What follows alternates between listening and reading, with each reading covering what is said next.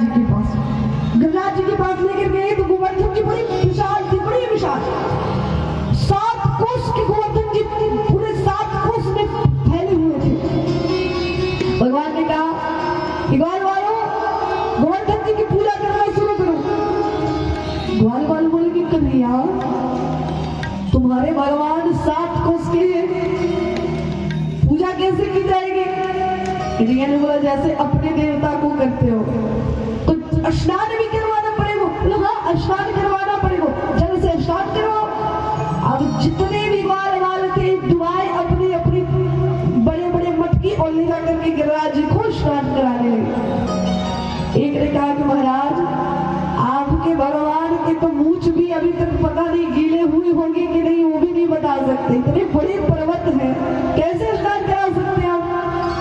भगवान ने मानसिक गंगा को प्रकट कर दिया, सभी गिरिराज को स्नान कराने लगे। प्रेम से बोले मानसिक गंगा की जय हो। जब गिरिराज महाराज जी को स्नान करवाए, सुंदर सा प्रसाद का समय आया। जितने ब्रजवासी थे भोग लगाने के लिए 56 भोग तैयार कर दिए। कन्हैया ने कहा कि अपने अपने आंख बंद कर लो, भगवान मेरे प्रकट हो जाएंगे। और वहां पर गिरिराज जी प्रकट हो गए। प्रेम से बोले गिरिराज भगवान की जय हो। गिरिराज जी ने भोग लगाया।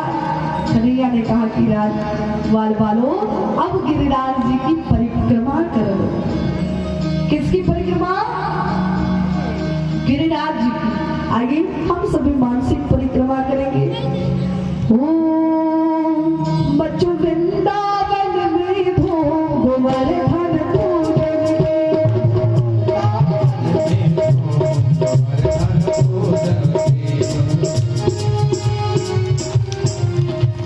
ये गोवर्धन पूजा जानते हैं क्या है?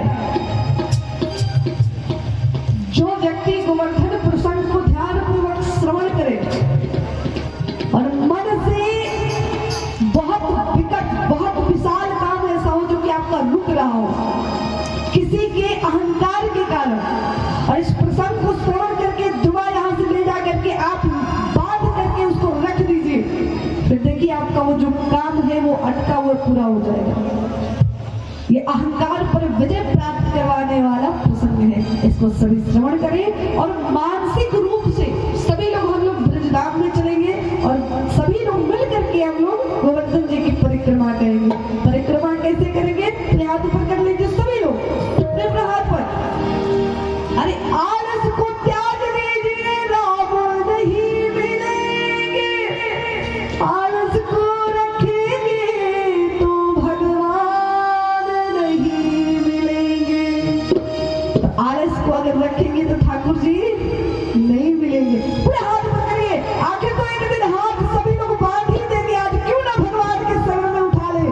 आलस करके छोड़ करके हाथ पकड़ के एक ही बात करेंगे, हो बच्चों वृंदावन में हो गोवर्धन पूजन।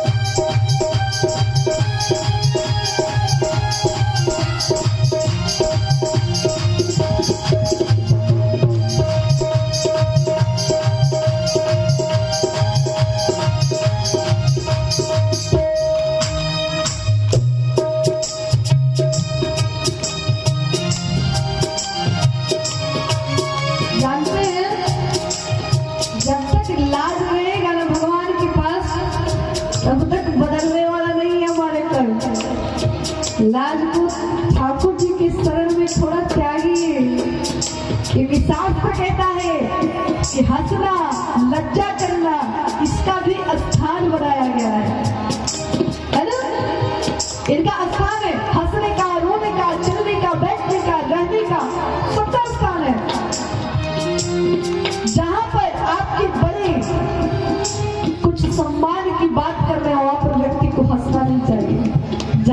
अच्छी बातों को बताए जा रहे हो तो निस्वार्थ बिना कारण अकारण नहीं हंसना चाहिए, क्योंकि कहते हैं हंसना कला है, हंसना कला है, अति हंसना बला है। ज्यादा हंसेंगे तो कोई ना कोई विपत्ति आपको घेर ही लेगा। हंसना कला है, अति हंसना बड़ा है और हंसते रहना पगला है।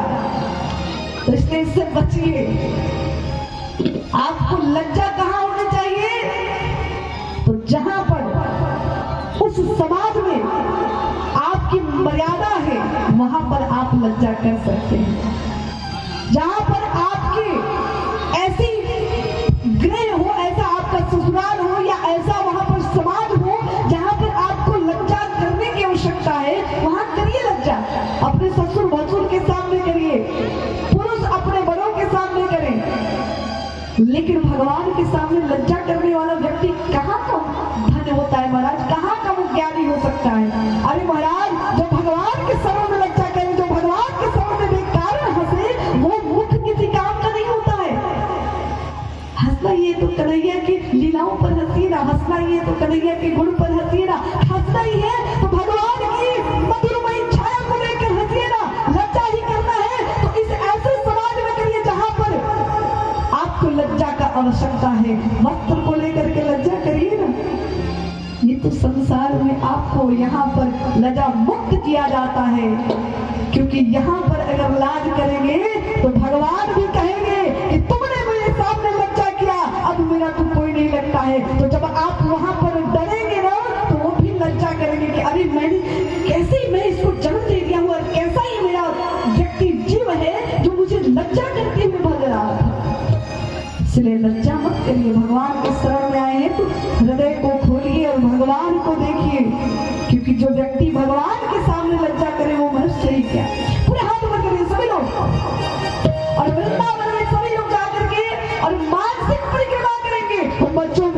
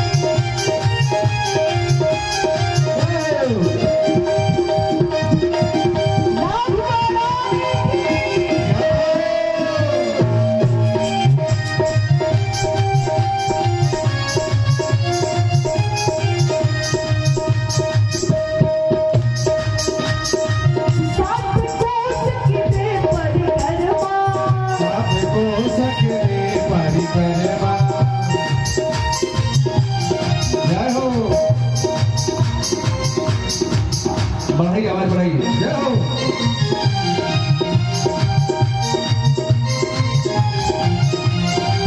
देखिए, जितने ग्वाल वाल थे 7 कोस की परिक्रमा देने के लिए गिरिराज पर्वत 7 कोस में फैला हुआ है।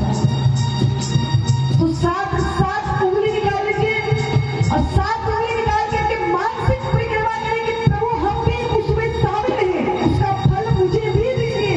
हो